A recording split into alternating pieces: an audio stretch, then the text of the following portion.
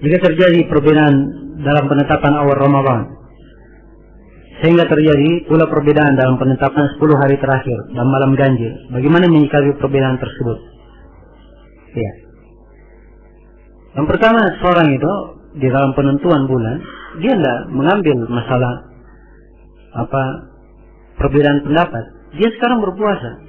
Dia berpuasa apa yang dia puasa? Ya. Dia tidak mungkin mengikuti dua pendapat, kan begitu?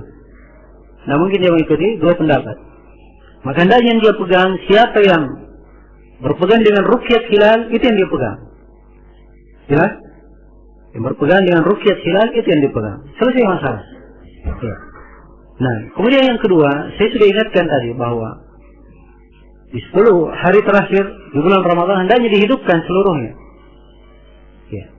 Dan kita terangkan bahwa malam ganjil itu lebih diharapkan. Tapi bukan artinya malam genap, tidak diharapkan.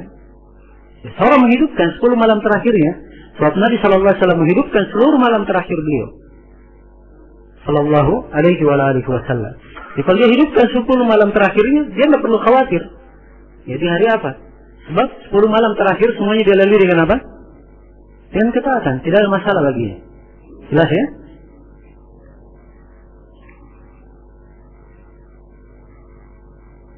Apakah sahih hadits yang menyuruh atau memerintahkan hendaknya kedua paha dirapatkan ketika sujud? Tidak ada hadits yang menjelaskan bahwa paha dirapatkan ketika kedua paha dirapatkan. Ya mungkin yang dimaksud oleh penanya tumit, yang dimaksud. Kalau tumit iya ada hadits, tapi haditsnya lemah. Ketika sujud merapatkan tumit, tapi haditsnya lemah. Nah,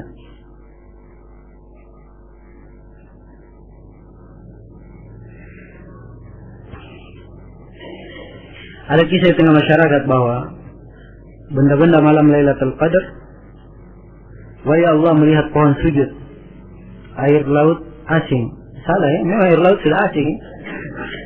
Ya, maksudnya sini air laut menjadi tawar. Apa kisah ini dibenarkan? Ya kalau kisah ini dilihat oleh sebagian orang, ya itu bagi dia saja, tapi bukan menjadi tanda apa? Tanda secara umum bagi manusia. Sebab ya memang ada dari kisah-kisah orang-orang salih. Dia pernah di satu malam misalnya, di malam Lailatul Qadar, dia jatuh ke laut, ya, dia rasakan airnya tawar. Itu adalah keutamaan yang Allah berikan kepadanya. Ya, yang Allah berikan kepadanya. Tapi itu bukan menjadi tanda mutlak. Oh, saya belum melihat pohon sujud. Kalau begitu ini bukan malam Lailatul Qadar. Ya, tidur saja. Nah, seperti itu ya. Kalau kita terangkan bahwa Lailatul Qadar tadi ketahui dengan tanda-tanda. Dan yang paling nampak dari tanda-tanda itu setelah berlalu ya Lailatul Qadar.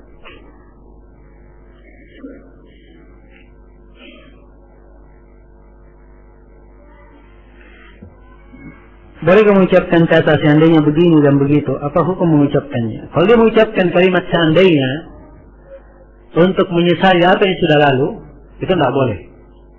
Sebab itu namanya membuka celah bagi syaitan dan menentang ketentuan dan takdir Allah. Sudah berlalu, tidak boleh dia katakan seandainya. Ya. Sudah jatuh, dia katakan lagi andai kata saya simpan di sini, saya simpan di situ. Ya. Itu namanya menyesali apa yang telah lalu. Itu haram, tidak dibolehkan. Tapi kalau penggunaan kalimat seandainya hanya sekedar pengabaran, pemberitaan, tidak ada masalah. Ya, seperti Nabi SAW, beliau berkata, ya, andai kata, ya, saya mampu untuk memegang seluruh perkaraku, ya, saya akan melakukan umrah dalam keadaan tamattu, tidak dalam keadaan qiran. Ini mana hadisnya? Padahal beliau umrah dalam keadaan apa? Qiran. Ya. Beliau pakai kalimat seandainya saya umrah dengan apa? Tamattu. Ini bukan artinya beliau menyesali apa yang telah terjadi, tidak. Tapi beliau mengabarkan, pengabaran. Kalau bentuknya pengabaran tidak ada masalah. Jelas ya?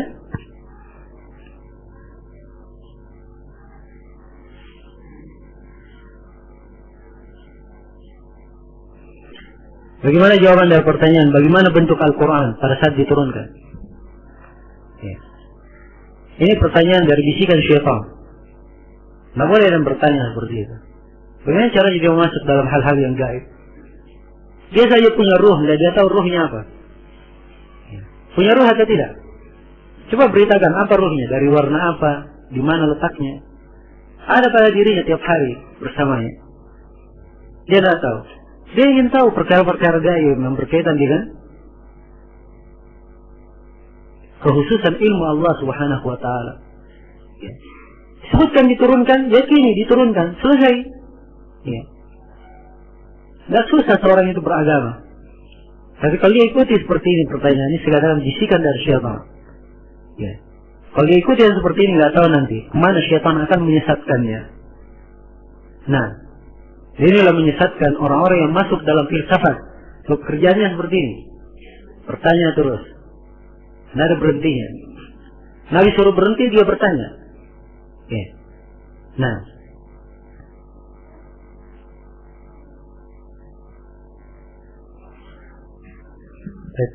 kita cukup dalam sini. Subhanallah wa bihamdik, asyhadu an la ilaha illa anta, astaghfiruka wa atubu ilaik. Walhamdulillah.